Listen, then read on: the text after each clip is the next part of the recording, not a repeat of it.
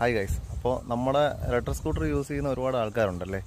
അപ്പോഴത്തേക്ക് ഏകദേശം ഒരു 3 വർഷമോ അല്ലെങ്കിൽ 4 വർഷമൊക്കെ കഴിയുന്ന ആൾക്കാർക്ക് അവരുടെ ബാറ്ററികളൊക്കെ കംപ്ലൈൻ്റ് ആയി തുടങ്ങിയിട്ടുണ്ട്.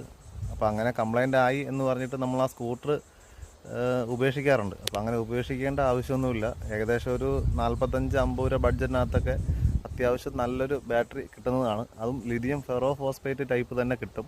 അപ്പോൾ അതിൻ്റെ പ്രത്യേകത എന്ന് പറഞ്ഞു കഴിഞ്ഞാൽ അത് ഏകദേശം ഒരു 2500 മുതൽ 3000 സൈക്കിൾ ചാർജ് ചെയ്ത് യൂസ് ചെയ്യാൻ പറ്റും. ഇപ്പോൾ ലിഥിയം അയൺ സാധാരണ 1000 സൈക്കിളൊക്കെ അതിൽ ചാർജ് ചെയ്യാനുള്ളൊരു ഇതുള്ളൂ. 1000 സൈക്കിൾ എന്ന് പറയുമ്പോൾ ഒരു 3 വർഷം 3.5 വർഷമൊക്കെ ആകുമ്പോൾ ഏകദേശം വരുമാവും. അപ്പോൾ 2500 സൈക്കിൾ എന്ന് പറയുമ്പോൾ തന്നെ ഏകദേശം ഒരു 5 വർഷത്തിന് മേളിൽ നമുക്കത് യൂസ് ചെയ്യാൻ പറ്റും. അപ്പോൾ പിന്നെ ലിഥിയം ഫെറോ ഫോസ്ഫേറ്റ് ബാറ്ററി അങ്ങനെ പൊട്ടിത്തെറിയോ കാര്യങ്ങളൊന്നും ഇല്ലാത്ത ഒരു ടൈപ്പാണ് വരുന്നത്. അപ്പോൾ അങ്ങനത്തെ ഒരു സെല്ല് നമ്മൾ ചെയ്ത് വെക്കുകയാണെങ്കിൽ നമ്മുടെ സ്കൂട്ടർ ഇനിയും ഒരു കുറേ നാളത്തേക്ക് നമുക്ക് യൂസ് ചെയ്യാൻ പറ്റും.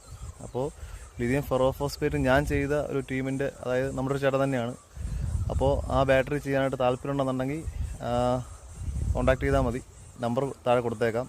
അപ്പോൾ നല്ലൊരു സെല്ലാണ് അവർ ചെയ്ത് തന്നത്. ഏകദേശം ഒരു 130 മുതൽ 160 റേഞ്ച് വരെ എനിക്കിപ്പോൾ മൈലേജ് കിട്ടുന്നുണ്ട്. കമ്പനി തന്നെ 120-ലാണ് നമുക്ക് തന്നത്. അപ്പോൾ അതിനേക്കാളും മൈലേജ് കിട്ടുന്ന രീതിയിൽ 4 വർഷത്തിന് ശേഷമാണ് ഞാൻ അടുത്ത ബാറ്ററി ചെയ്തത്. കാരണം വണ്ടിക്ക് വേറെ പ്രശ്നമോ കാര്യങ്ങളൊന്നുമില്ല. 80,000 കിലോമീറ്റർ ഓടി. അപ്പോൾ ഇപ്പോൾ നിലവിൽ 130-ന് മേളിലോട്ട് മൈലേജ് ഉണ്ട് കേട്ടോ. അപ്പോൾ ബാറ്ററി ആരെങ്കിലും ചെയ്യുന്നുണ്ടെന്നുണ്ടെങ്കിൽ ഇത് ഞാൻ ഫെറോ ഫോസ്ഫേറ്റ് സെല്ലിട്ട് തന്നെയാണ് ചെയ്യുന്നത്. പിന്നെ അതിൽ ബ്ലൂടൂത്തിൻ്റെ ഓപ്ഷൻ വരുന്നുണ്ട്.